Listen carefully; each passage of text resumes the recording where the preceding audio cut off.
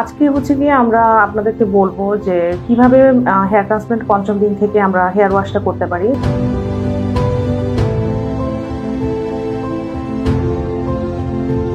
আসসালামু আলাইকুম, আমি doctor Nazia Sultana Nipa, medical officer এবং hair transplant surgeon, hair free hair growth hair transplant clinic Bangladesh. যেহেতু এটা ক্লিনিকে আসার আসলে প্রয়োজন নেই, এটা আপনারা বাসায় বসেই করতে পারবেন।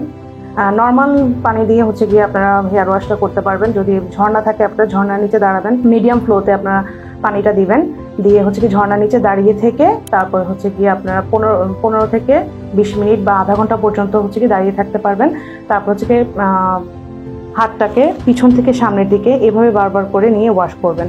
অবশ্যই সামনে থেকে পিছনে না, পিছন থেকে সামনের দিকে এভাবে করে নিয়ে আপনারা হেয়ারটাকে ওয়াশ করতে পারবেন শুধু নর্মাল ওয়াটার দিয়ে। কারো যদি ঝর্ণা না থাকে আপনারা মগ ইউজ করতে পারবেন, কোনো সমস্যা নেই। তো 5 নাম্বার, 6 নাম্বার, 7 নাম্বার দিন আমরা এভাবে নর্মাল ওয়াটার দিয়ে ওয়াশ করব। তো আপনাদের একটা কনফিউশন থাকে যে আমি যে বারবার করে হাতটাকে রাব করব আমার গ্রাফস পড়ে যাবে কিনা। তো আপনাদেরকে জানিয়ে রাখি যে পঞ্চম দিন পর্যন্ত আমাদের গ্রাফস যেটা থাকে, রুটসগুলো আমাদের হেয়ারের স্কাল্পের ভিতরে এটা প্রতিস্থাপন হয়ে যায়, চুলগুলো পড়ে যাওয়ার কোনো সম্ভাবনা নেই। তো এটা নিয়ে ভয় পাবার আসলে কিছু নেই, আপনার বাসায় নর্মালি আপনার হেয়ারটা ওয়াশ করতে পারবেন।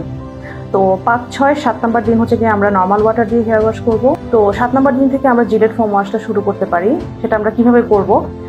প্রথমে হচ্ছে গিয়ে আমরা কোকোনাট অয়েল যেটাই বাসায় থাকবে সেটা নিয়ে আমরা মাথায় লাগিয়ে নিব। হাত দিয়ে লাগাতে পারি বা তুলোর সাহায্যে আপনারা লাগাতে পারেন।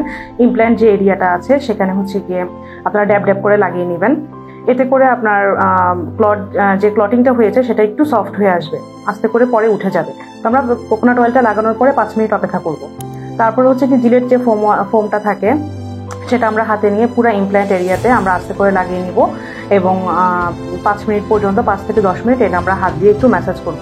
এটা ভয় পাওয়ার কোনো কারণ নেই। আপনার যে কিছু যদি হেয়ার চলেও আসে সেটা কোনো রুট চলে আসবে না, উপরের যে এক্সট্রা হেয়ারটা থাকে সেটাই আসবে। তো ভয় পাওয়ার কিছু নেই। এভাবে রাব করার পরে আপনারা হচ্ছে গিয়ে এটাকে 30 মিনিট পর্যন্ত রেখে দিবেন।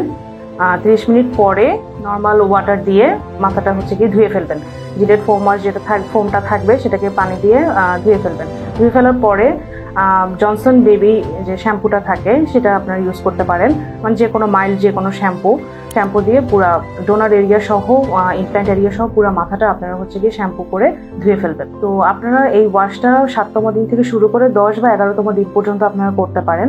সকালে এবং রাতে 2 বেলা আপনারা করবেন। আপনারা যদি যেভাবে বলেছি এই নিয়ম মেনে যদি আপনারা ওয়াশটা করেন তাহলে আশা করি যে 11তম দিনের মধ্যেই আপনাদের যে ব্লাড ক্লটগুলো থাকে সেগুলো রিমুভ হয়ে যাবে। কারণ হচ্ছে কি ব্লাড ক্লট যদি পুরোপুরি রিমুভ না হয় আমরা 10 দিনের পরে থেকে যে মেডিসিনগুলো শুরু করি সেগুলো শুরু করতে পারবো না, ভালোভাবে কাজ করবে না। তো আপনারা এইভাবে ঘরে বসেই ওয়াশটা করতে পারবেন। সকালে এবং রাতে 2 বেলা করে আপনারা ওয়াশটা করবেন।